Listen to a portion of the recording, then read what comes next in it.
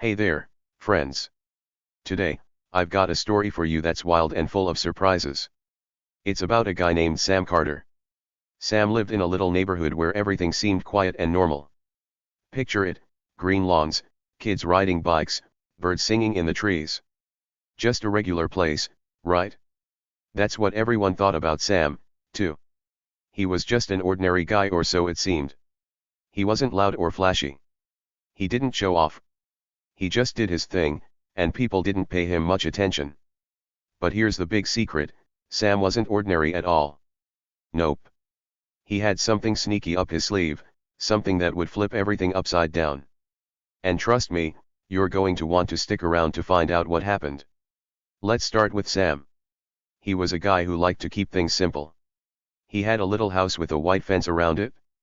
Every weekend, he'd pull out his lawnmower and cut the grass. Vroom, vroom.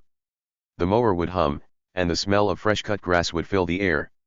Sam would push it back and forth, making neat lines in the yard. Neighbors would walk by, and Sam would give them a little wave. "Morning," he'd say with a smile. They'd wave back and keep going. To them, Sam was just the quiet guy who liked his yard neat. Nothing special, nothing exciting. But oh boy, were they wrong. Sam had a truck. It wasn't a shiny, fancy one. Nope, it was old and beat up.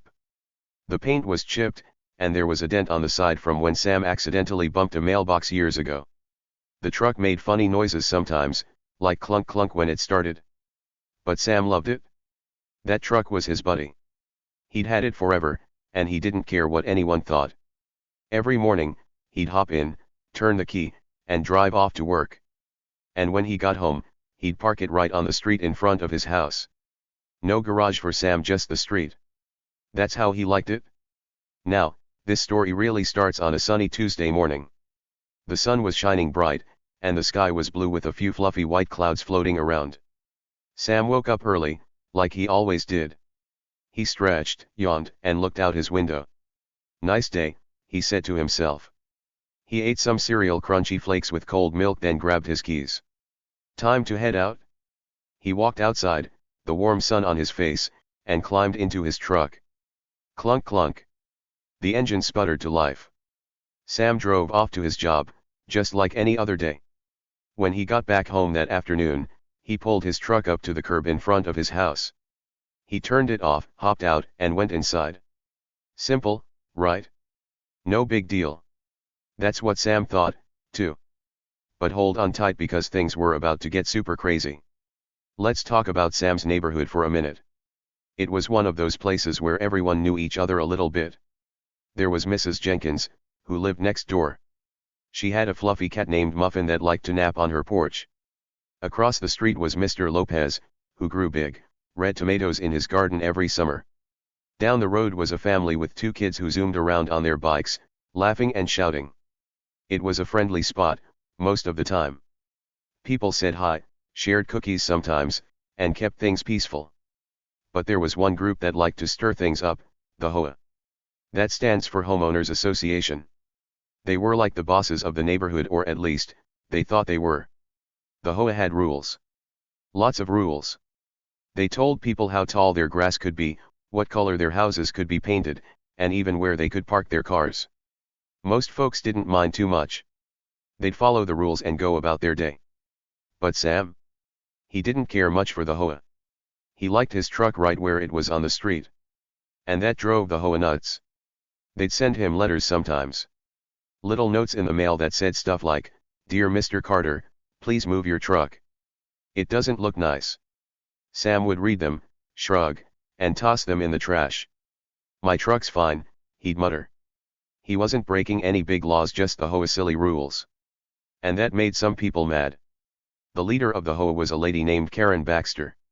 Oh, Karen was something else. She had short hair, always wore bright red lipstick, and carried a clipboard everywhere she went. She loved being in charge. She'd walk around the neighborhood, inspecting everything. If your grass was too long, she'd knock on your door. If your mailbox was crooked, she'd leave a note. And if she didn't like something like Sam's truck, she'd make a big fuss. "This neighborhood needs to look perfect," she'd say, waving her clipboard like it was a magic wand. Most people just nodded and did what she wanted. But Sam? He wasn't scared of Karen. He'd just smile and keep doing his thing.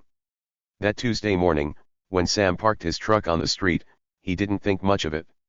He'd parked there 100 times before. The sun was shining, the birds were chirping, and everything felt normal.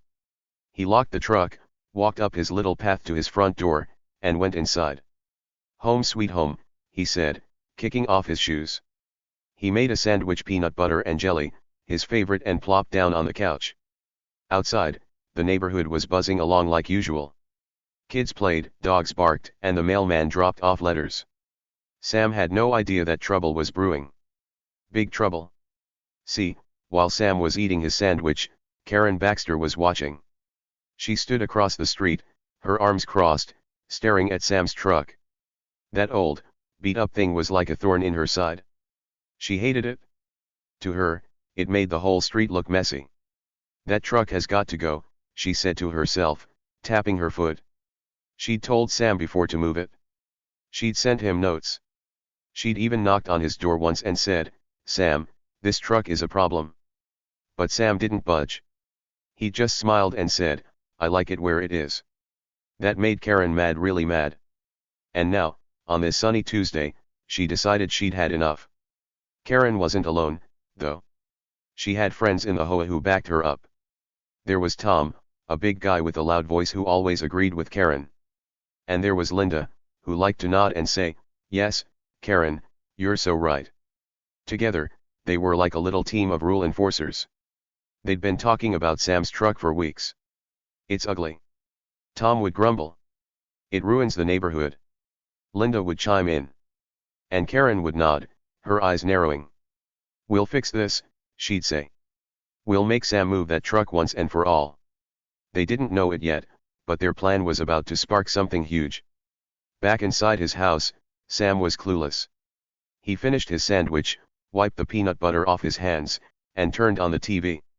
He liked watching shows about fixing cars. Ironic, huh? The sound of engines revving filled the room as he leaned back on the couch. Outside, the day was rolling along. The sun climbed higher in the sky, and a soft breeze rustled the leaves on the trees. Everything seemed calm. But Sam didn't know that Karen and her crew were already plotting. They weren't just going to ask him to move his truck this time. Oh no, they had something sneakier in mind. Something that would shake up the whole neighborhood. Let's zoom out for a second and talk about Sam some more. He wasn't a guy who liked trouble. He didn't pick fights or yell at people. He was quiet, sure, but he wasn't weak. Sam had a kind of strength that didn't show on the outside. He was smart, too smarter than most folks gave him credit for. See, Sam had a job that nobody in the neighborhood knew much about. They thought he just worked somewhere boring, maybe an office or a store. But Sam's job was special. He worked for the city, and not just pushing papers. He was the guy who checked on things, big things, like rules and laws and sneaky tricks. Sam knew stuff. And that was his secret weapon. But on that Tuesday, Sam wasn't thinking about his job or his secrets. He was just enjoying his day off. After his TV show ended, he got up and looked out the window. His truck sat there on the street, same as always.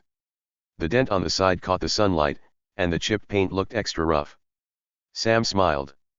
"Good old truck," he said. He didn't care if it wasn't pretty. It worked, it got him around, and that was enough. He had no clue that Karen Baxter was about to turn his quiet life into a big mess. Here's where things get fun. While Sam was relaxing, Karen was busy. She'd called Tom and Linda over to her house. They sat in her living room, sipping lemonade and making a plan. "We can't let Sam keep that truck there," Karen said, her voice sharp. "It's embarrassing." Tom nodded. "Yeah, it looks like junk." Linda piped up, "We need to do something big this time." Karen smiled a sneaky, sly smile. "Oh, we will," she said. "I've got an idea. A really good one." She leaned in, whispering so nobody outside could hear. Tom's eyes got wide. Linda gasped. "That's perfect," she giggled. They had a plan, a crazy, wild plan. And poor Sam had no idea what was coming. Let's paint the picture of that afternoon.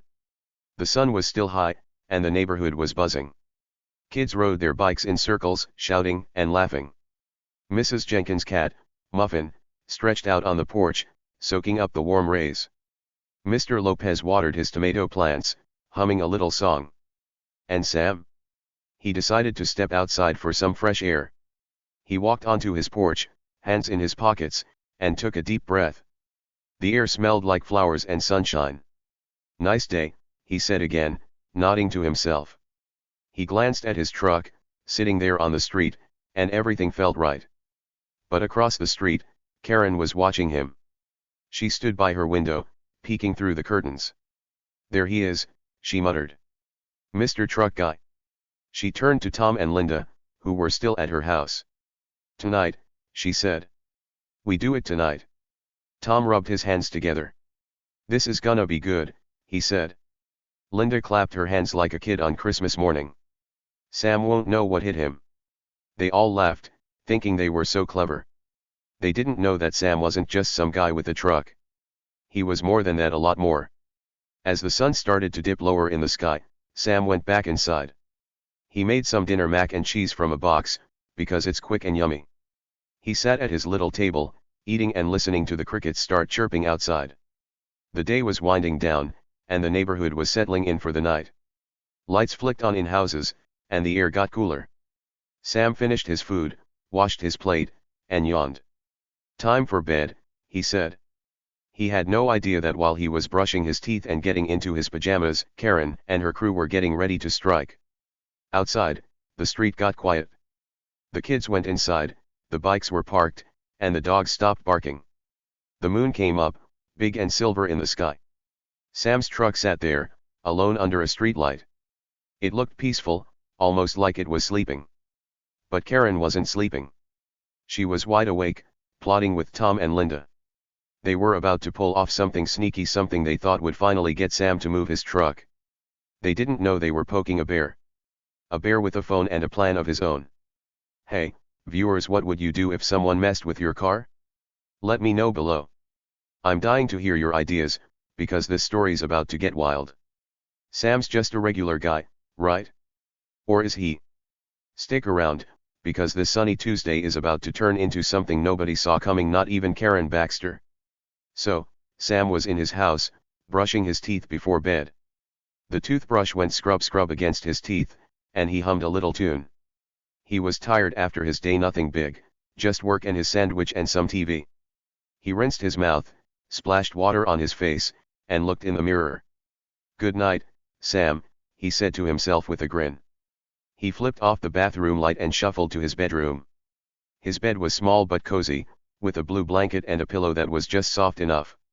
He climbed in, pulled the blanket up to his chin, and closed his eyes.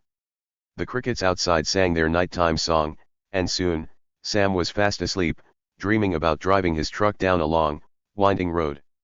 Meanwhile, outside in the dark, the neighborhood was super still. The street lights buzzed a little, casting yellow glows on the pavement. Sam's truck sat there, parked right where he'd left it. The chipped paint and that dent on the side made it look like an old friend resting after a long day. The moon hung high, shining down like a big flashlight. Most houses were dark now, with everyone tucked in for the night. But not Karen's house. Oh no, Karen Baxter's place was lit up like a party. Inside, she was wide awake, pacing back and forth in her living room. Her red lipstick was still perfect, and her clipboard was on the table, covered in notes about Sam's truck. Tom and Linda were there, too. Tom sat on the couch, his big hands resting on his knees. Linda was in a chair, sipping more lemonade and nodding at everything Karen said. We've got to do this right, Karen was saying, her voice low and sneaky. Sam thinks he can just ignore us, but he's wrong. That truck's been an eyesore for too long. Tom grunted. Yeah, it's ugly. Makes the whole street look bad. Linda giggled. He's going to be so mad when he sees what we do. Karen stopped pacing and smiled a big, sly smile that showed her teeth. Oh, he won't know what hit him, she said. This is going to be perfect. Let's back up a bit and talk about Karen. She wasn't always the bossy HOA lady. When she moved to the neighborhood 5 years ago, she was just a regular person with a little dog named Sparky.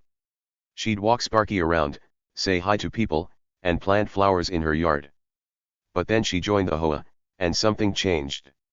She started caring way too much about rules. She'd measure people's grass with a ruler seriously. She'd write down every little thing she didn't like. And when she got to be the leader of the HOA, she turned into the queen of the block, or at least, she acted like it. Now, with her clipboard and her loud voice, she thought she could tell everyone what to do. And Sam's truck? That was her biggest enemy. Back to that night. Karen had her plan all figured out.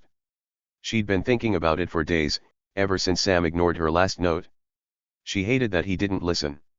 Who does he think he is, she'd muttering to herself. So, she came up with something big, something that would force Sam to move his truck. She wouldn't just ask him again or send another letter. Nope, this time, she was going to trick him. And Tom and Linda were all in. What's the plan? Tom asked, leaning forward. Karen's eyes sparkled. We're going to make it look like he has to move, she said. And he won't even see it coming. Here's what they decided. Karen had a friend, a guy who owned a little shop that sold weird stuff, like fake signs and props. She'd called him earlier that day. Hey, Mike, she'd said. You got anything that looks like a fire hydrant? Mike laughed. A fake one? Sure, I've got something. It wasn't a real hydrant, just a plastic thing painted red, the kind people might use in a play or a movie. Karen told him to bring it over that night. Make it quick, she said. And bring some tools. Mike showed up around 9 p.m., pulling into Karen's driveway with the fake hydrant in the back of his van. It was big and red, and it even had a little cap on top to make it look real. Perfect, Karen said when she saw it. Tom and Linda helped Mike carry the fake hydrant out of the van. It was lighter than a real one, but it still took all three of them to move it. They giggled like kids playing a prank. This is so funny. Linda whispered. SHH. Karen hissed. We've got to be quiet. We don't want Sam waking up. They tiptoed across the street, carrying the hydrant to the spot right where Sam's truck was parked. The street light above flickered a little, making shadows dance on the ground. They set the hydrant down, thump, and stepped back to look at it. Looks real enough, Tom said, scratching his head. Karen nodded. Good. Now for the next part. The next part was even sneakier. Karen had another friend, well, more like a guy she knew, who owned a tow truck. His name was Dave, and he wasn't exactly the nicest guy. He'd tow cars for cheap if you didn't ask too many questions. Karen had called him, too. Dave, she said, I need a favor. Can you tow a truck tonight? Quietly. Dave chuckled. Sure thing, Karen. Where and when? She told him to come at midnight, right to Sam's street. There's a truck parked by a fire hydrant, she lied. It's illegal. Tow it away. Dave didn't care if it was true or not, he just wanted the cash. See you at midnight, he said, and hung up. So, the plan was set. Step 1, put the fake fire hydrant next to Sam's truck. Step 2, call Dave to tow the truck away, making it look like Sam broke a big rule. Step 3, laugh when Sam freaked out in the morning. Karen thought it was genius. He'll have to pay to get his truck back, she said, rubbing her hands together. And maybe then he'll stop parking on the street. Tom nodded. Yeah, teach him a lesson. Linda clapped. I can't wait to see his face. They were so sure they'd win. They didn't know Sam wasn't just some guy they could trick. Back at Sam's house, the clock ticked closer to midnight. Sam was still asleep, snoring softly under his blue blanket. His dreams were full of open roads and sunny days, nothing about fake hydrants or tow trucks. Outside, the neighborhood was silent, except for the soft chirp-chirp of crickets. The moon glowed bright, lighting up the street. Karen, Tom, and Linda waited by her window, peeking out every few minutes. Where's Dave? Linda whispered. He'll be here, Karen said. Just wait. They sipped more lemonade, their eyes glued to the street. At 11:55 p.m., headlights appeared at the end of the road. A big, rumbling tow truck rolled up, its engine growling low. Dave was behind the wheel, chewing gum and looking bored. He parked near Sam's truck and hopped out. Karen, Tom, and Linda watched from the window, holding their breath. Dave walked over to the truck, then stopped. He squinted at the hydrant. Huh, he muttered. It didn't look quite right to him, too shiny, maybe, but he shrugged. A job was a job. He hooked up his tow truck to Sam's beat-up old truck, the chains clinking in the quiet night.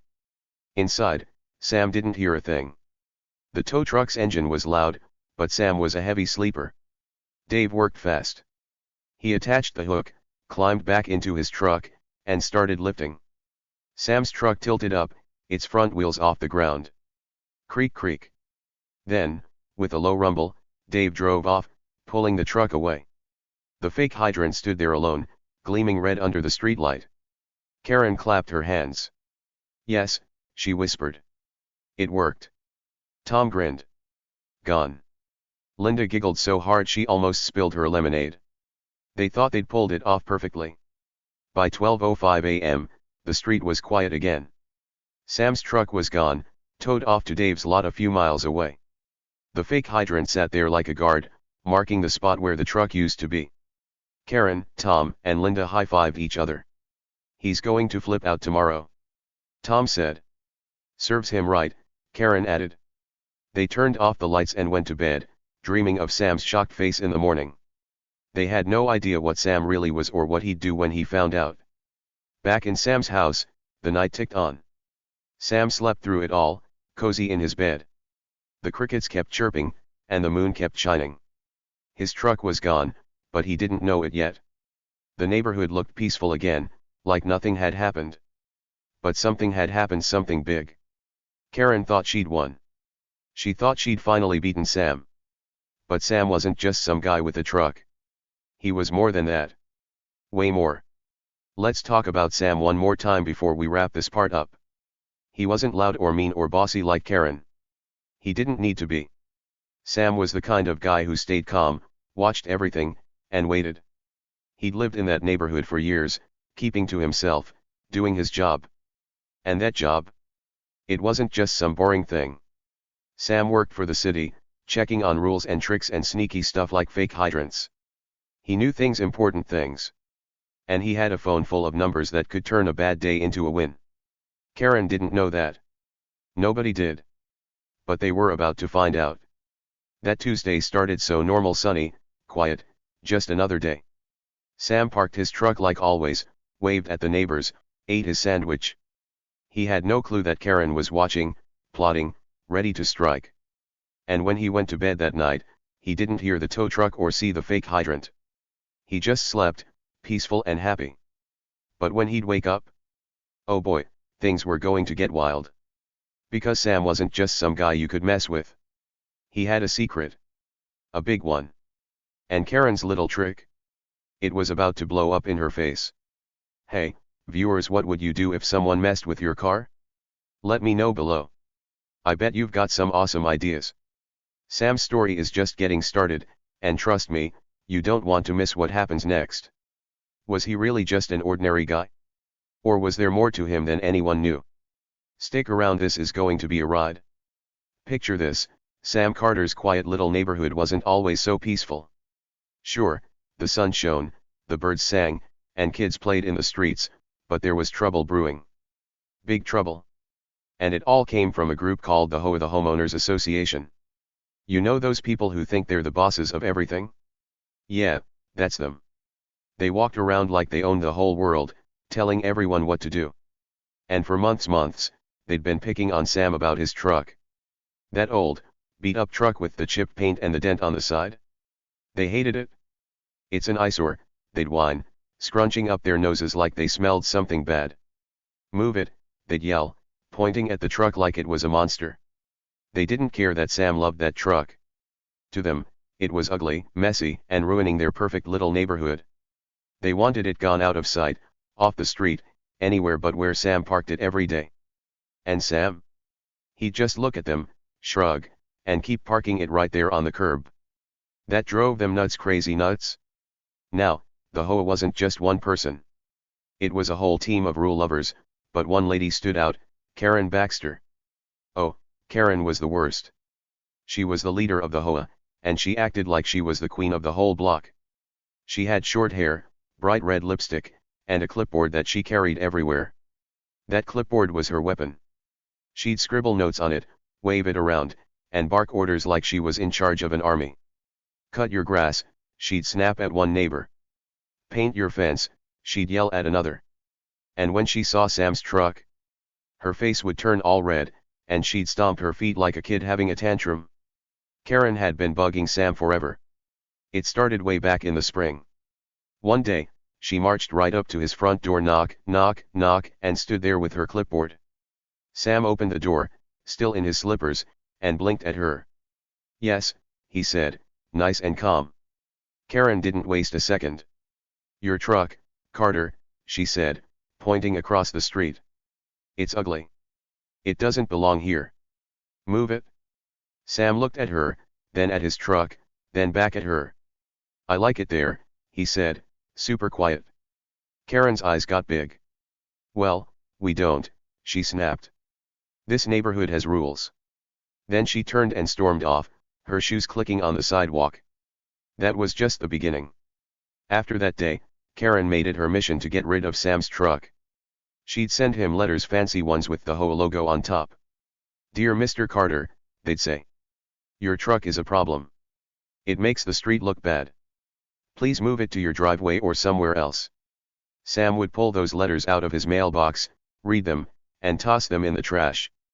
"Nope," he'd mutter.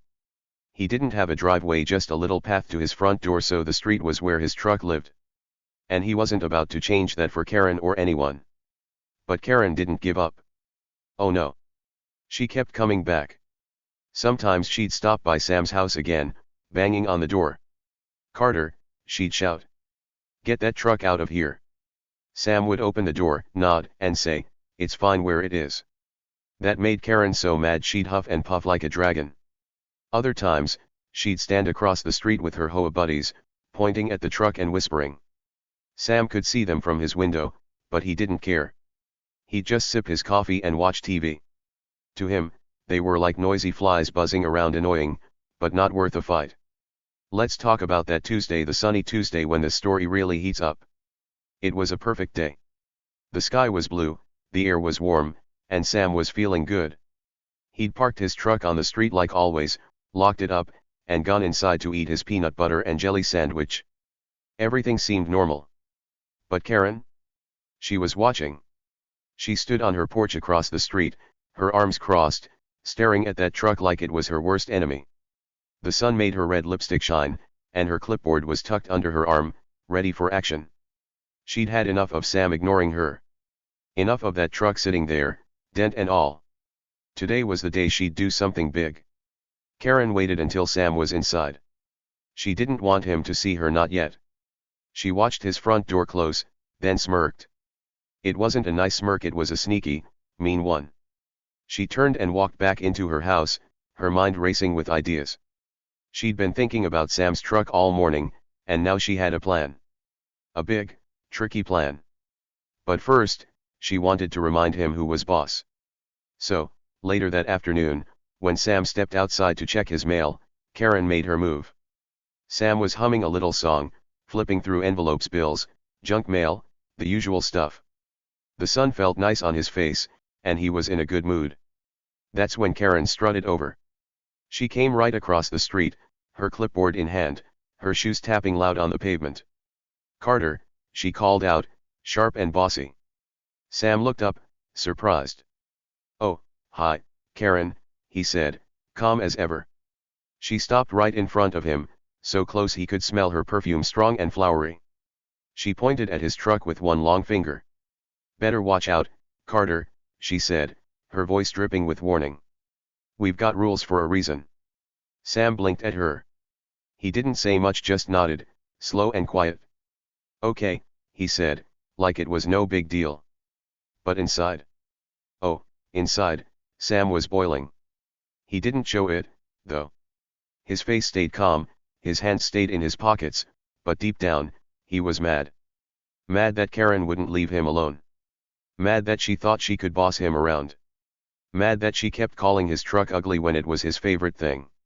He didn't like fighting, but he wasn't about to let Karen win, either. Not today, not ever. Karen didn't see that fire in Sam. She thought he was weak because he didn't yell back. She smirked again, that same sneaky smirk, and said, "You'll see, Carter. You'll see." Then she spun around and marched back to her house, her head held high like she'd just won a prize. Sam watched her go, his eyes narrow. He didn't say a word, but his mind was spinning. Rules for a reason, he thought. We'll see about that.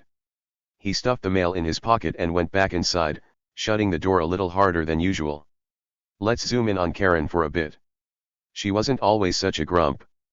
Back when she first moved in, she was nice enough. She'd wave at people, walk her little dog Sparky, and even bring cookies to new neighbors. But the HOA changed her.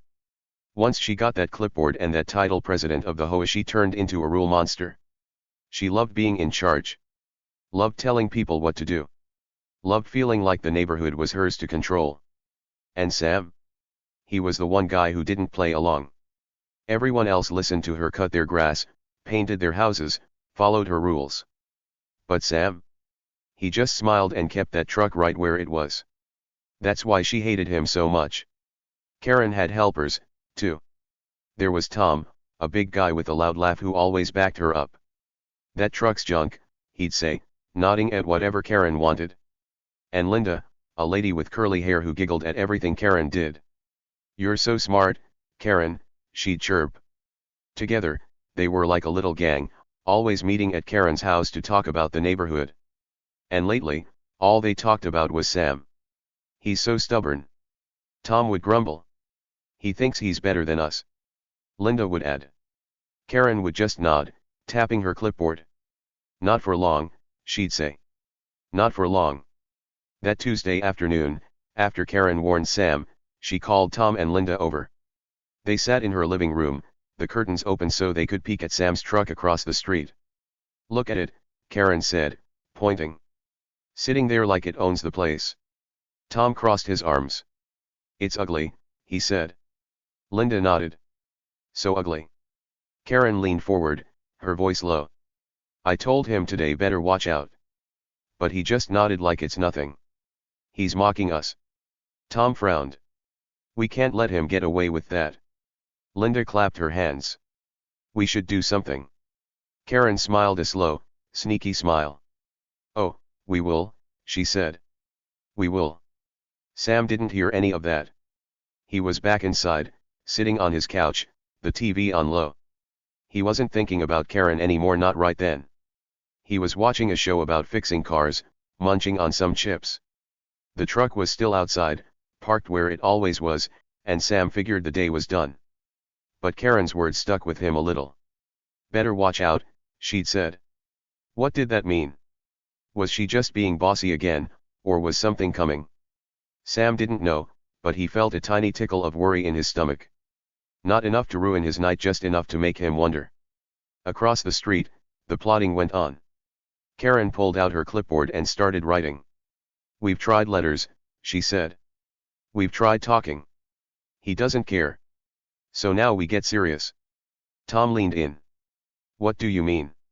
Linda's eyes got big. "Yeah, what?" Karen tapped her pen on the paper. "We make him move that truck. Not ask him, make him." She had an idea, a big, sneaky idea. She'd been saving it up, waiting for the right moment. And that Tuesday, after Sam ignored her warning, she decided it was time. "Tomorrow," she said. "We'll do it tomorrow night." Tom grinned. "This is gonna be good." Linda giggled. "So good." The sun started to set, painting the sky orange and pink. Sam's neighborhood got quiet again. Kids went inside, dogs stopped barking, and lights flicked on in houses. Sam finished his chips, turned off the TV, and stretched. "Time for bed," he said to himself. He didn't know Karen was still awake, planning with Tom and Linda. He didn't know they were about to pull a trick, a big one. He just brushed his teeth, scrub, and climbed into bed, pulling his blue blanket up. The crickets chirped outside, and Sam fell asleep, calm and clueless. But Karen wasn't calm. She was buzzing with excitement. Her warning to Sam, "Better watch out," was just the start. She'd been bugging him for months, and he never gave in. That made her madder than ever. She strutted around her house that night, talking to Tom and Linda, her clipboard full of ideas. "He thinks he can win," she said. But he's wrong. That truck's going, and he'll learn to follow the rules. Inside, Sam was boiling earlier, but he hid it. Karen didn't know that. She thought he was weak, easy to beat. She had no idea he wasn't about to let her win, not even close. The tension was building, slow and steady. Sam versus Karen. The quiet guy versus the bossy queen. The truck versus the HOA. That Tuesday was just the spark: Karen's smirk, her warning, Sam's silent anger. It was all setting up something big. Something wild. Sam didn't show his fight yet, but it was there, bubbling under his calm face. And Karen? She thought she had the upper hand. She thought her rules and her clipboard would win. But this wasn't over. Not by a long shot. The next day started like any other for Sam Carter. The sun peeked through his window, bright and warm. Birds chirped outside, and the air smelled fresh. Sam yawned, stretched his arms big, and rolled out of bed. His blue blanket was all messy, but he didn't care, he'd fix it later. He shuffled to the bathroom in his slippers, splashed cold water on his face, and brushed his teeth. Scrub. Good morning, he said to himself in the mirror, smiling a little. He felt good. It was Wednesday, and he didn't have to work. A perfect day to relax. Or so he thought. Sam pulled on his favorite old shirt, the one with a tiny hole near the collar, and headed to the kitchen. He poured some cereal into a bowl, crunchy flakes with little marshmallows, and added milk. Splash. He grabbed a spoon, sat at his small table, and started eating. Crunch, crunch, crunch. The cereal was sweet, and the milk was cold, just how he liked it. He was thinking about what to do today. Maybe watch TV? Or mow the lawn again? He didn't know yet. But first, he wanted to check on his truck. You know, that beat-up old truck he loved so much. He liked to peek at it every morning, just to make sure it was still there, safe and sound. So, after finishing his cereal, Sam rinsed his bowl, put on his sneakers, and stepped outside. The sun hit his face, and he squinted a little. Nice day, he said, taking a deep breath. The grass was still wet with dew, sparkling like tiny diamonds. He walked down his little path to the street, hands in his pockets, whistling a happy tune. He turned to look at where he'd parked his truck the night before. And then bam, he stopped dead in his tracks. His mouth dropped open. His eyes got huge. His truck. It was gone. Gone. Towed away. Nothing was there but empty pavement. Sam blinked hard, thinking maybe he was still dreaming. Nope. No truck. But that wasn't all. Right where his truck used to sit, right there on the curb, was something new. Something weird. A shiny, bright red fire hydrant. A fire hydrant. Sam scratched his head, his fingers rubbing his messy hair. A fire hydrant, he said out loud. In one night. That didn't make sense. Hydrants don't just pop up like flowers. They take time digging, pipes, workers with hard hats. Not one night. Sam stepped closer, his sneakers squeaking on the wet grass. He stared at the hydrant, tilting his head like a confused puppy. It looked real enough, big, red, with a little cap on top. But something felt off. Way off. Sam bent down to get a better look.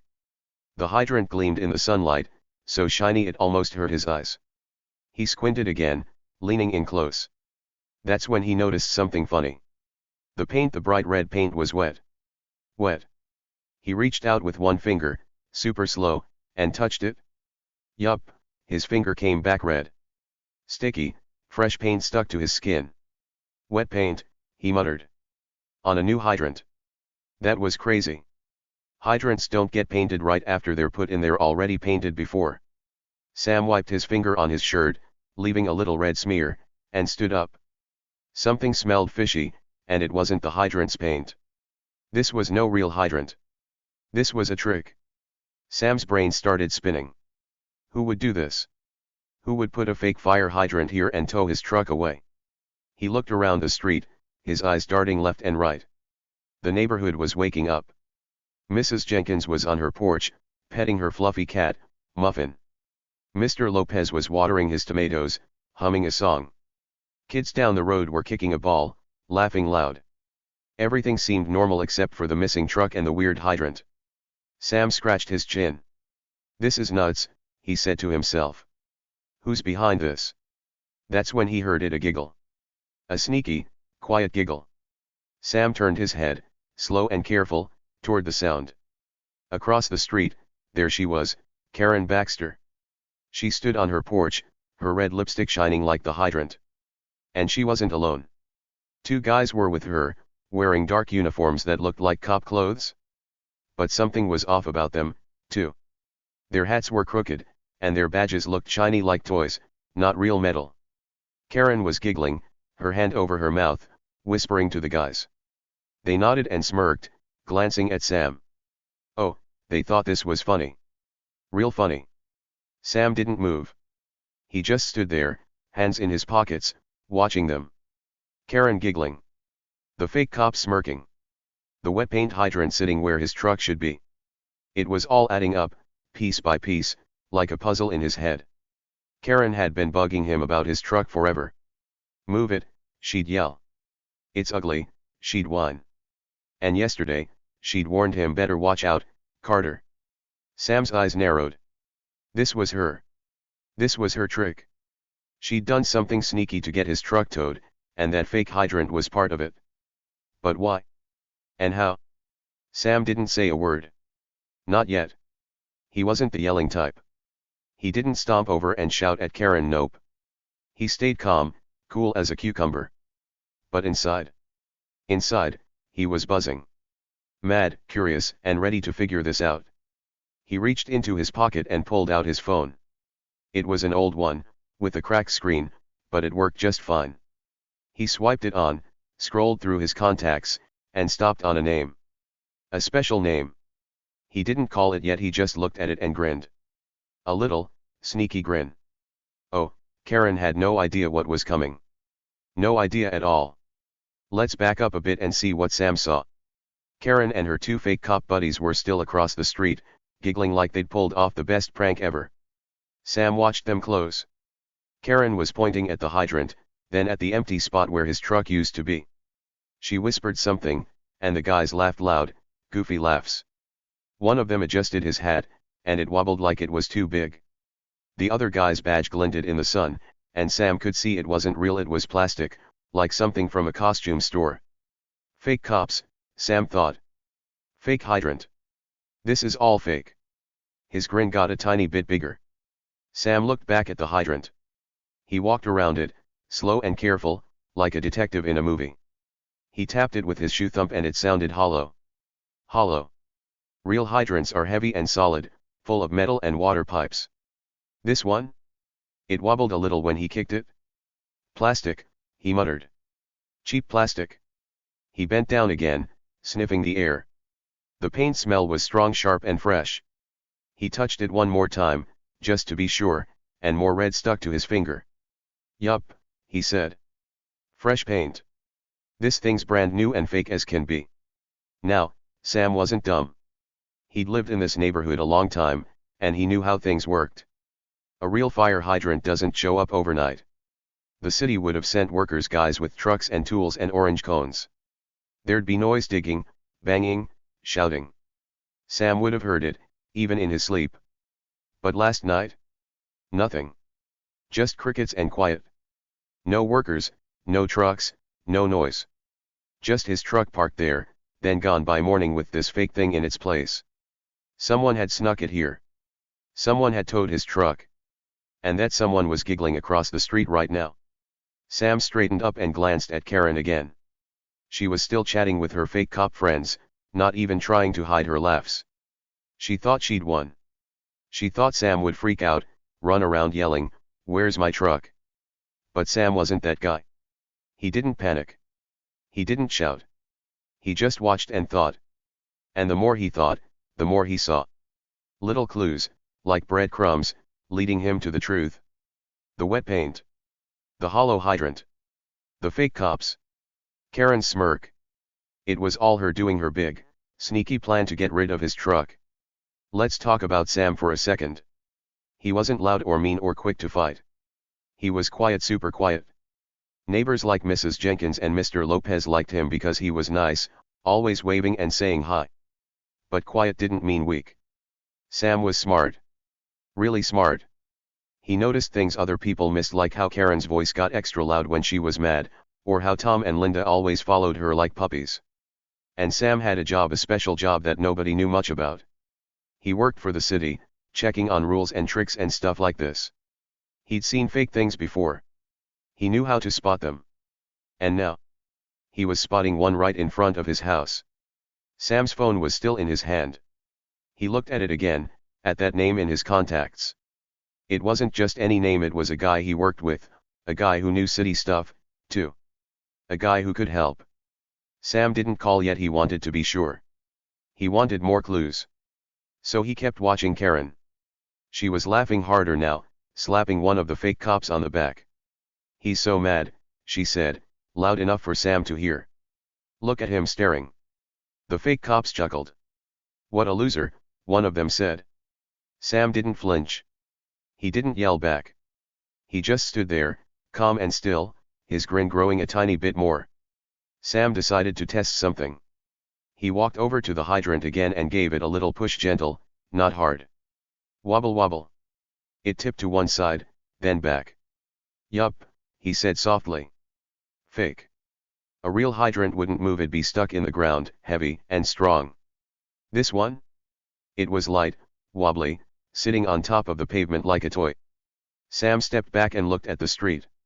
No holes, no dirt, no signs of digging. Just smooth pavement and a fake hydrant plopped right down. No city workers, he thought. Just Karen and her tricks. Across the street, Karen noticed Sam poking at the hydrant. Her giggle stopped for a second. "What's he doing?" she muttered. The fake cops shrugged. "Dunno," one said. "Maybe he's confused." Karen smirked again. "Good," she said. "Let him be confused. He'll never figure it out." Oh, but Sam was figuring it out. Bit by bit, clue by clue. He didn't need to guess who towed his truck, he knew it was part of Karen's plan. The fake hydrant was the trick to make it look okay, like his truck was parked where it shouldn't be. Sneaky, sneaky Karen.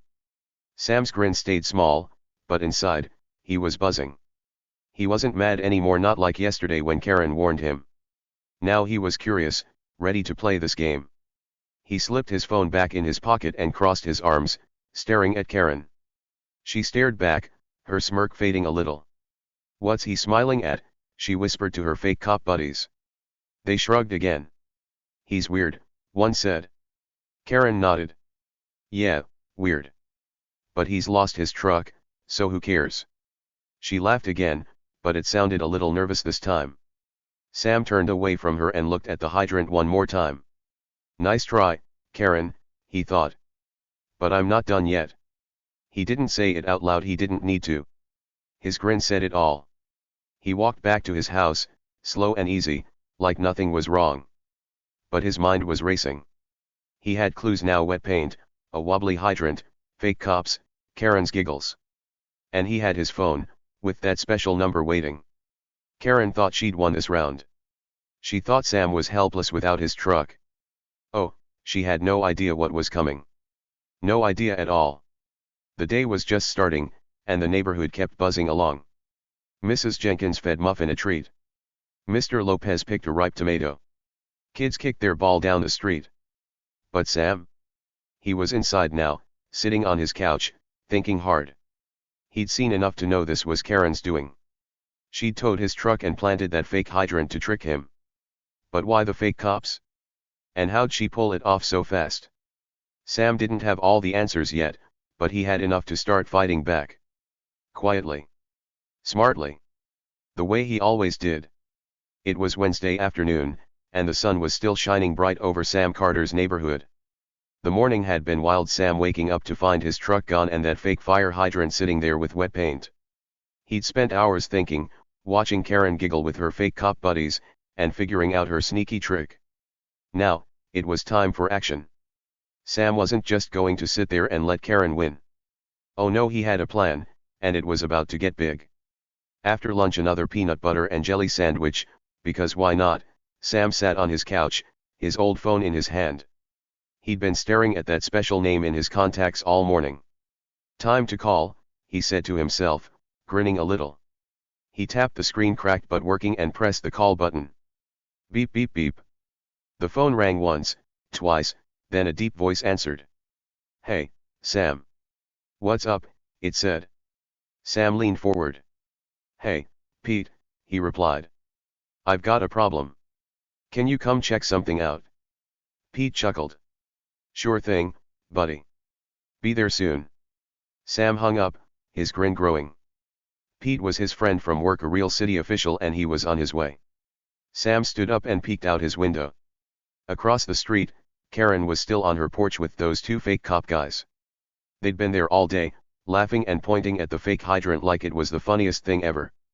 Karen's red lipstick shone in the sun, and she kept flipping her short hair like she was a movie star. He's so mad, she'd say, loud enough for Sam to hear. No truck, no chance. The fake cops nodded and laughed big, goofy laughs that echoed down the street. Sam didn't yell back. He didn't even frown. He just watched, calm and quiet, waiting for the right moment. About an hour later, Sam heard a low rumble. He looked out his window again, and there it was, a big white truck rolling up the street. Not a tow truck, not a mail truck, a city truck. It had a logo on the side, all official with blue letters that said City Services. The truck stopped right in front of Sam's house, its engine humming. The door swung open, and out stepped Pete. Pete was a tall guy with a serious face. He wore a dark jacket, and a big, shiny badge was pinned to his chest. He looked important, like someone you don't mess with. Sam's grin got bigger. Here we go, he whispered. Sam stepped outside, his sneakers crunching on the path. He waved at Pete. Hey, over here, he called. Pete nodded and walked over, his boots thumping on the pavement. He had a clipboard, not like Karen's fancy one, but a plain, beat-up one full of real papers. What's the trouble, Sam? Pete asked, his voice deep and steady. Sam pointed at the fake hydrant, standing there all red and shiny where his truck used to be. Check this out, he said, keeping it simple. Pete raised an eyebrow and walked closer. He stood in front of the hydrant, arms crossed, looking it up and down like a teacher checking homework. Pete bent down and tapped the hydrant with his knuckle clang. It made a funny noise, not heavy like metal, but light and hollow, like a cheap toy. Then it wobbled, wobble, almost tipping over. Pete frowned, his serious face getting even more serious. Huh, he said. He tapped it again, clang clang, and it rocked back and forth. This ain't right, he muttered. He stood up and scratched his head, looking at Sam. This thing's fake, he said. Sam nodded. Yup. Showed up last night. And my truck's gone. Pete's eyes narrowed. Towed, he asked. Sam shrugged. Guess so. But check the paint, it's wet. Pete touched it, and sure enough, red stuck to his fingers. Fresh, he said. Real fresh. Across the street, Karen and her fake cop buddies were watching. They'd stopped laughing now. Karen's smirk was still there, but it looked a little shaky. Who's that guy? She whispered to the fake cops. They shrugged, their crooked hats wobbling. Dunno, one said. Some worker, maybe. Karen crossed her arms. He can't do anything, she said, but her voice wasn't so sure anymore. She watched Pete poke at the hydrant, and her tummy twisted a little. She didn't know who he was, not yet, but she didn't like this one bit. Pete turned to Sam. This is bad, he said. Fake hydrants are illegal. Who put it here? Sam didn't answer right away. He just tilted his head toward Karen's porch. Pete followed his gaze and saw her, Karen Baxter, standing there with her fake cops, looking nervous. Pete's frown got deeper. He marched over to the curb, right by the hydrant, and called out loud. Ma'am, he said, his voice booming. Come over here, please. Karen froze. Her smirk vanished like smoke. The fake cops stepped back, their plastic badges glinting. Uh-oh, one muttered. Karen swallowed hard and walked over, slow and stiff, her clipboard clutched tight. Pete stood tall, his badge shining in the sun. Ma'am, he said again, care to explain this? He pointed at the fake hydrant. Karen's face turned pink. She opened her mouth, then closed it, then opened it again. Well, she stammered, "we just wanted the street clear." Her voice was shaky, not bossy like usual. Pete crossed his arms. "Who's we?" he asked. Karen pointed at the fake cops, who were edging away. "Them. And me. It's just a little fix." Pete shook his head. "This ain't a fix," he said. "This is fake. And towing a car for a fake hydrant? That's trouble." Karen's pink face turned redder than the hydrant. She waved her hands. But his truck was ugly," she blurted. "It's an eyesore. We had to do something." Pete didn't blink. "So you faked a hydrant and towed it," he said. Karen nodded, then stopped, realizing she'd said too much. The fake cops shuffled their feet, looking at the ground. By now, neighbors were peeking out, Mrs. Jenkins with muffin, Mr. Lopez with his watering can, kids with their ball. A little crowd was growing, whispering and watching. Karen didn't notice. She was too busy trying to talk her way out. That's when Sam stepped up. He'd been quiet, letting Pete handle it, but now it was time. He walked over, hands in his pockets, and stood next to Pete. The crowd got quiet. Karen glared at him, her red face all sweaty. Sam looked at her, calm as ever, and smiled a big, slow smile. "Funny thing," he said, loud enough for everyone to hear. "I work for the city." He paused, letting that sink in. The crowd gasped. Karen's eyes got huge. The fake cops froze. Pete nodded, like he already knew. Sam kept going. "Been inspecting scams like this for years," he said. "Fake hydrants, fake rules, fake cops." He pointed at Karen's buddies, and they flinched. "I know all about this stuff. And this." He kicked the hydrant, clang wobble. "This is a big scam." The crowd gasped again, gasp. Mrs. Jenkins hugged Muffin tight. Mr. Lopez dropped his watering can, clunk. Kids whispered, "Whoa." Karen's face wasn't just red now, it was tomato red, hot and embarrassed. She opened her mouth, but nothing came out. She looked like a fish gulping air. Pete turned to Sam. "You're right," he said. "This is illegal. Big time." He looked at Karen. "Ma'am, you're in trouble. Faking city stuff? Towing cars with no reason? That's not okay." Karen shook her head fast.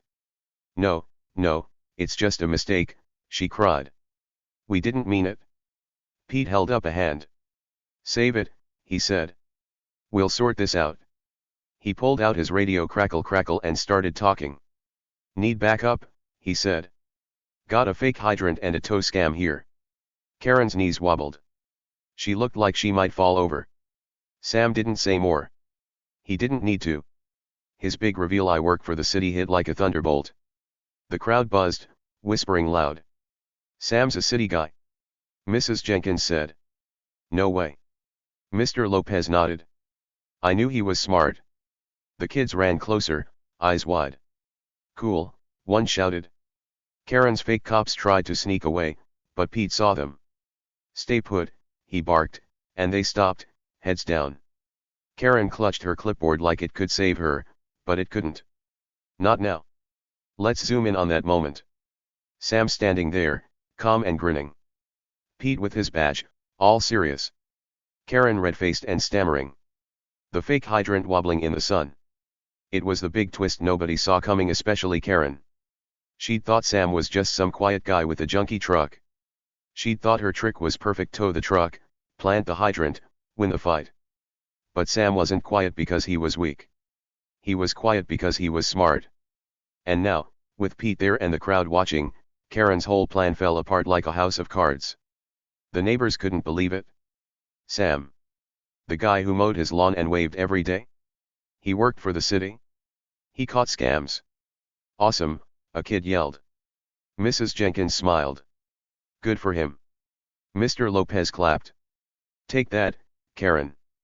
They'd all seen Karen boss people around for years, her clipboard, her rules, her loud voice. Now, she looked small, shrinking under Pete's frown and Sam's grin. Her smirk was gone. Her power was gone. Sam had flipped it all upside down. Pete's radio crackled again. Backup's coming, he said to Sam. We'll get this hydrant out and find your truck. Sam nodded. Thanks, Pete. He didn't gloat or laugh, he didn't need to. The truth was out, and that was enough. Karen tried one more time.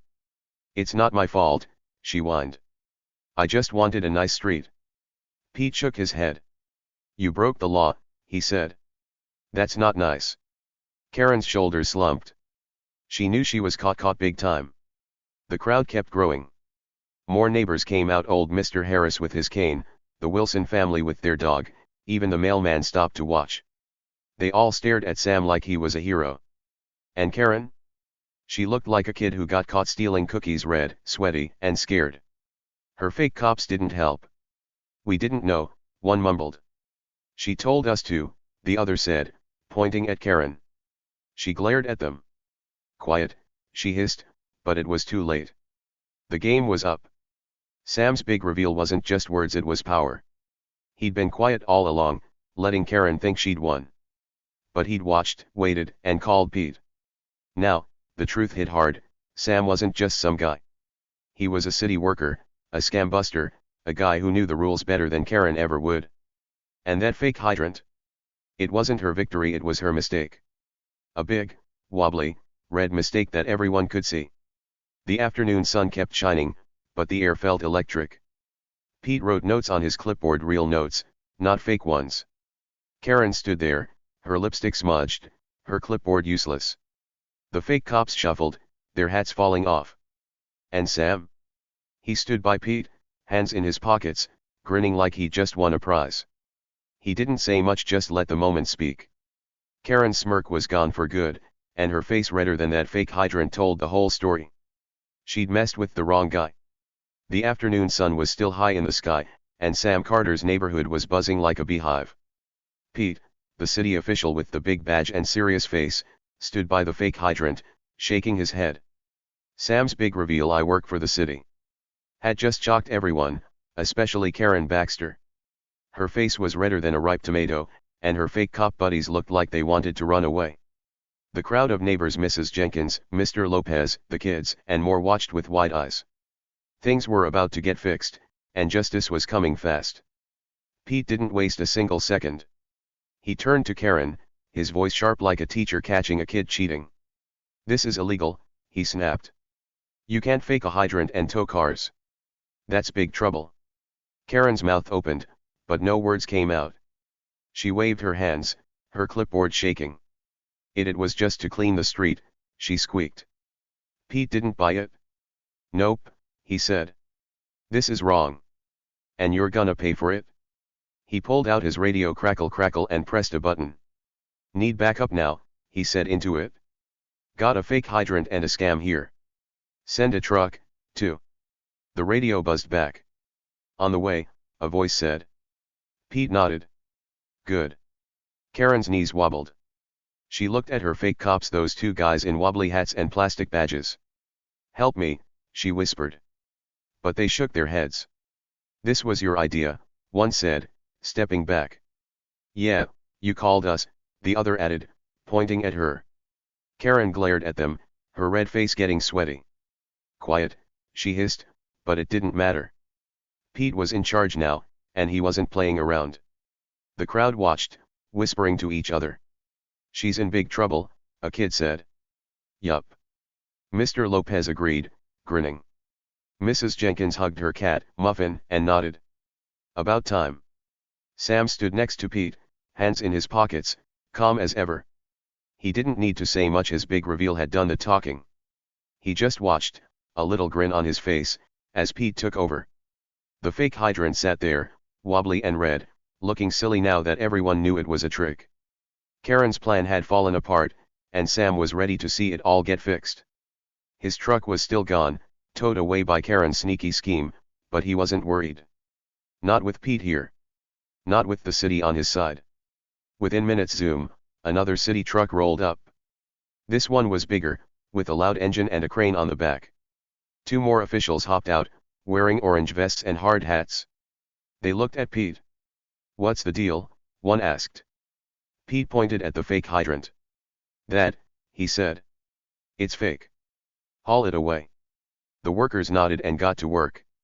They walked over to the hydrant, their boots thumping loud. One guy grabbed it with both hands and pulled pop. It came right up, easy as pie. Light as a feather, he laughed. This ain't real. The other guy shook his head. Cheap plastic, he said. They tossed it in the back of the truck, thud like it was trash. Karen's jaw dropped. No, she cried. You can't take that. Pete turned to her, his eyes narrow. Oh, yes, we can, he said. It's fake. It's illegal. And we're done with it. The crowd cheered yay, as the hydrant disappeared into the truck. Kids clapped. Mrs. Jenkins waved. Mr. Lopez shouted, good riddance. Karen's fake cops slunk back, their hats falling off. They didn't look so tough now, just two guys caught in a big mess. Karen clutched her clipboard, but it couldn't help her anymore. Her trick was gone, and she knew it. Pete wasn't done. He pulled out a little notepad, not a fancy clipboard, just a plain one, and started writing. You're getting fines, he said to Karen. Big ones. He looked at the fake cops. You too. Karen's eyes got huge. Fines, she squeaked. For what? Pete didn't even look up from his writing. Faking a hydrant, he said. Towing a car with no reason. Breaking the law. He ripped off 3 papers from his notepad, rip, and handed one to Karen and one to each fake cop. Pay these, he said. Or you're in bigger trouble. Karen stared at the paper in her hand. It had big numbers on it, dollars she'd have to pay. This is too much, she whined. Pete shrugged. That's what happens, he said. And one more thing, you're paying to get Sam's truck back. Karen's head snapped up. What? She yelled. Pete nodded. Yup. You towed it? You pay the towing bill. He wrote another note and gave it to her. Take this to the tow lot. They'll bill you. Karen's face went from red to purple. No way, she cried. But Pete didn't budge. Yes way, he said. It's done. The crowd loved it. Yeah, a kid shouted. Make her pay. Mrs. Jenkins clapped her hands. Fair is fair. Mr. Lopez laughed so hard he almost dropped his tomatoes. Sam just stood there, grinning bigger now. He didn't say anything he didn't need to. Pete was fixing it all, and Karen was getting what she deserved. The fake cops crumpled their fine papers in their hands, muttering. This stinks, one said. Told you we shouldn't have listened to her, the other grumbled. Karen glared at them. Shut up, she snapped, but they just walked away, heads down. Pete turned to Sam. We'll get your truck, he said. Where'd they tow it? Sam scratched his head. Dunno, he said. But Karen knows. Pete looked at her. Well, he asked. Karen huffed, crossing her arms. Dave's lot, she muttered. Down by the gas station. Pete nodded. Good. He got back on his radio crackle and called again. Send someone to Dave's tow lot, he said. Get a truck back. It's a beat-up one with a dent. Belongs to Sam Carter. The radio buzzed. Got it, the voice said. Pete smiled at Sam. Won't be long, he said. Sam nodded. Thanks, Pete. While they waited, the city workers finished up. The big truck with the crane drove off, broom taking the fake hydrant away. The street looked normal again, no red plastic, no wobbly tricks. Just pavement and grass, like it should be. The crowd didn't leave, though they stayed, chatting and watching. They couldn't believe Sam was a city guy. You're awesome, a kid yelled at him. Sam waved. Thanks, he said, still calm. Mrs. Jenkins walked over, muffin in her arms. Didn't know you were so important, she said. Sam shrugged. Just doing my job, he replied. Mr. Lopez came next, holding a big tomato.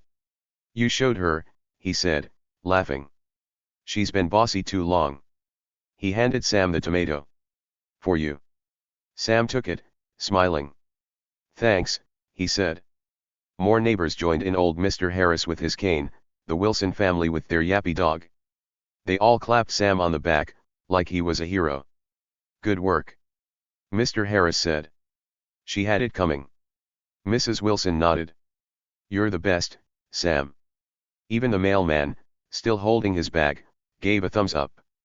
"Nice one," he called. Sam just kept shrugging. "I like keeping things fair," he said, over and over. Karen didn't like this. Not one bit. She stood off to the side, her fine papers crumpled in her hand, her clipboard under her arm. She muttered excuses under her breath. "It's not fair," she grumbled. "I just wanted a nice street." She kicked a pebble plink and glared at Sam. "This is his fault," she whispered. But nobody listened. The crowd was too busy cheering for Sam. Karen slunk back toward her house, slow and grumpy, her shoes dragging on the pavement. She didn't strut anymore, no more queen of the block. She looked small, shrunk by her own trick. Then rumble rumble, Sam's truck came back. A tow truck rolled up, not Dave's sneaky one, but a city one. Sam's beat-up old truck was hooked on the back, dent and all. The driver hopped out, a guy in an orange vest, and waved at Pete. "Found it," he said. "Dave's lot had it. No charge, Karen's paying." Pete nodded. "Good." The driver lowered the truck creak creak and set it right where it belonged, on the curb in front of Sam's house. The chipped paint caught the sun, and the dent looked proud, like a battle scar. Sam's truck was home. Sam walked over, patting the hood. "Hey, buddy," he said, grinning big now. The crowd cheered again. "Woohoo! It's back," a kid yelled. Mrs. Jenkins clapped. "Perfect." Mr. Lopez shouted, "Take that, Karen." Sam climbed in, turned the key, clunk clunk, and the engine sputtered to life. He didn't drive it, just let it rumble for a second, then turned it off. "Good as ever," he said, hopping out. The street was his again. No fake hydrants, no tricks, just his truck, right where he liked it. Pete finished writing on his notepad. "All set," he said to Sam. "Fines are out, hydrants gone, truck's back. You're good."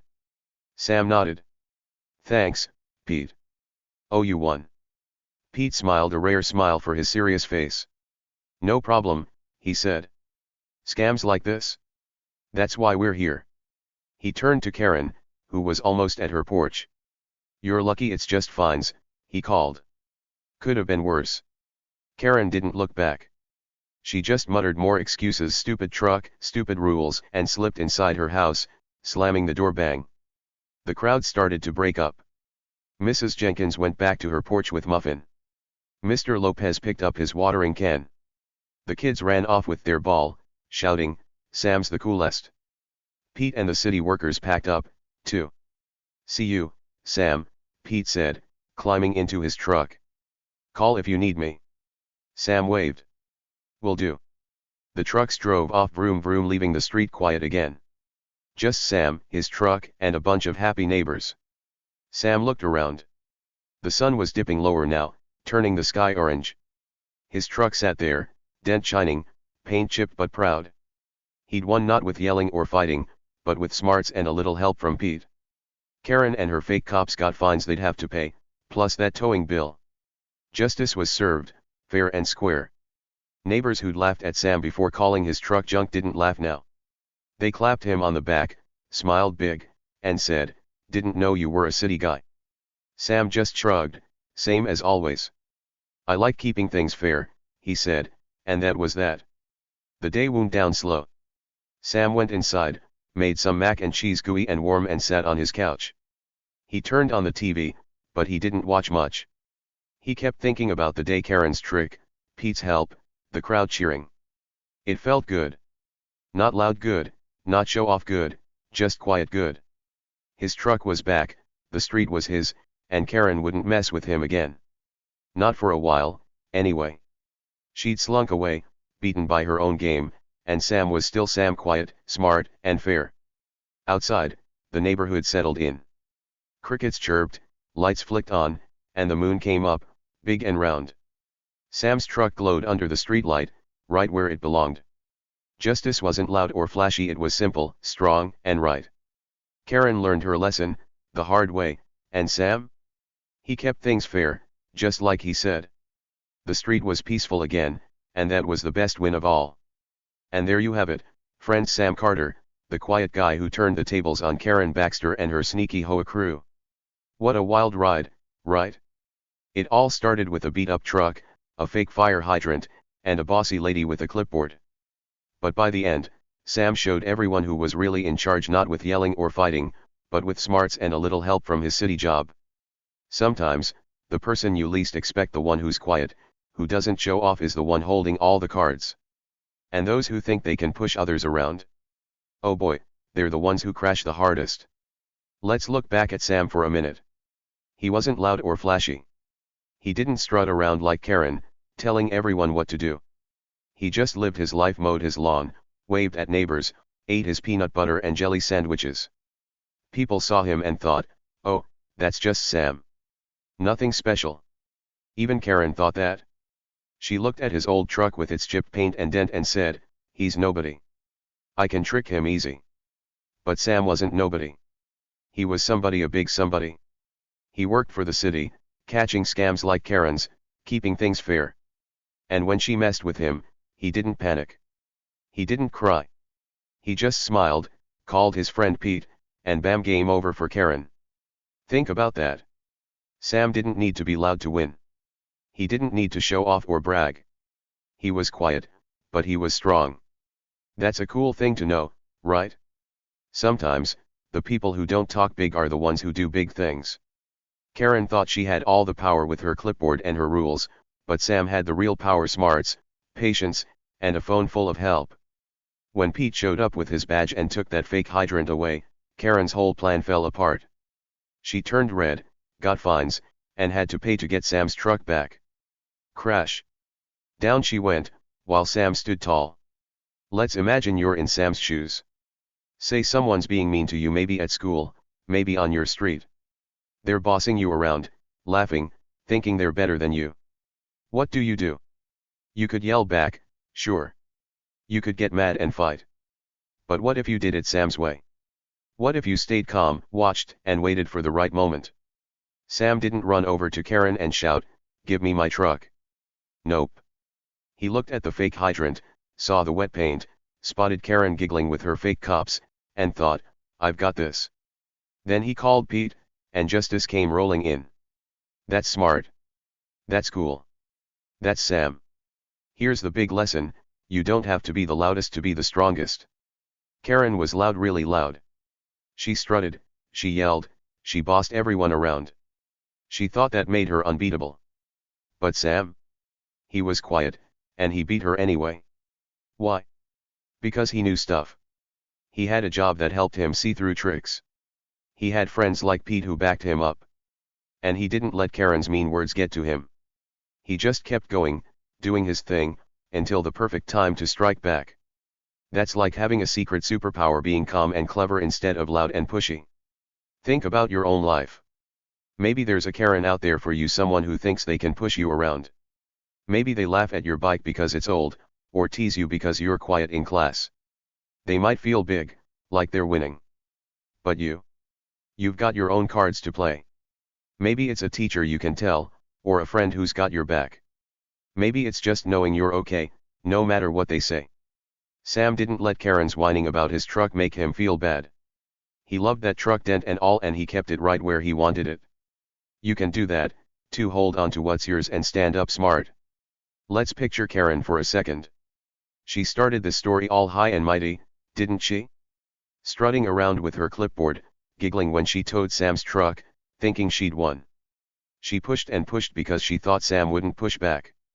But when Sam dropped that bomb, I work for the city, and Pete hauled her fake hydrant away, she crashed hard. Her smirk was gone. Her fines were big. Her fake cops ran off. She slunk away, muttering excuses, looking small and silly. That's what happens when you think you can bully someone and get away with it. Sooner or later, justice catches up, and down you go. Sam's win wasn't just about getting his truck back. It was bigger than that. It was about fairness. He didn't like seeing Karen boss everyone around, making rules that didn't make sense. He wanted things to be right, not just for him, but for the whole neighborhood. When his truck rolled back into its spot, the neighbors cheered because they saw it, too. Mrs. Jenkins clapped. Mr. Lopez laughed. The kids shouted, cool. They'd all been pushed by Karen before, told to cut their grass shorter, paint their fences, follow her silly orders. But Sam showed them you don't have to take it. You can fight back quietly, smartly, and win. So, next time someone tries to mess with you, remember Sam. Maybe they take your spot at lunch, or laugh at your shoes, or try to trick you like Karen did. Don't just get mad and yell, think. Watch. Find your Pete, your helper, your backup. Maybe it's a grown-up, a friend, or even just your own brain figuring things out. Sam kept the city on speed dial, and it saved the day. You can keep your own city close, people who'll help, ideas that'll work. Stay calm, stay smart, and when the time's right, turn the tables. You'll see the pushers crash, and you come out on top. Let's dream about Sam's street now. The sun setting, painting the sky all pink and orange. His truck's parked where it belongs, dent shining under the streetlight. Crickets chirp, and the air's cool and quiet.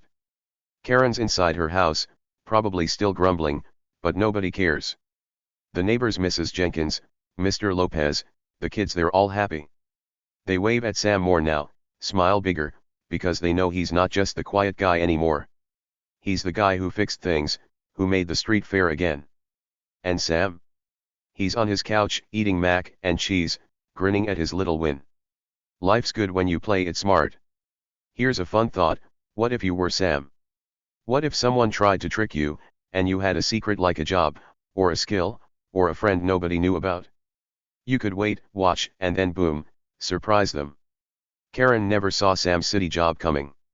She thought he was weak because he didn't fight back right away. But that's the trick, sometimes waiting is the best fight. You don't have to punch or yell to win.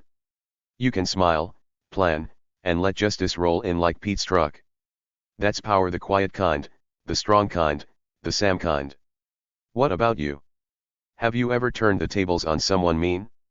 Maybe you didn't yell, but you found a way to fix it, told a teacher, helped a friend, or just stayed cool until they tripped up. That's Sam's way. He didn't let Karen's bossy words shake him. He loved his truck, kept his head up, and won in the end. You can do that, too. Next time someone's pushing, think, what would Sam do? Maybe you don't have the city on speed dial, but you've got something: smarts, kindness, people who care. Use it, and watch the pushers crash. Let's wrap this up with a big idea. Life's full of Karens, people who think they're big, who try to push you down. They laugh, they trick, they boss. But life's full of Sams, two quiet folks who don't give up, who wait for the right moment, who keep things fair. Sam didn't need to be loud to beat Karen. He just needed to be himself: smart, calm, ready. You can be yourself, too, and win your own way. The ones who push the hardest? They fall the farthest. The ones who stay strong and smart? They stand tall, like Sam with his truck back where it belongs. So, what did you think of this twist? Sam starting as the quiet guy, Karen thinking she'd won, then wham, Sam flipping it all around. Pretty cool, huh? I'd love to hear what you think. Drop it in the comments below. Did you cheer for Sam? Did you laugh when Karen's face turned red? What would you do with a fake hydrant in your yard? Tell me everything. And stick around, I'll see you in the next story, where who knows what might happen. Maybe another quiet hero, maybe another big crash. Let's find out together.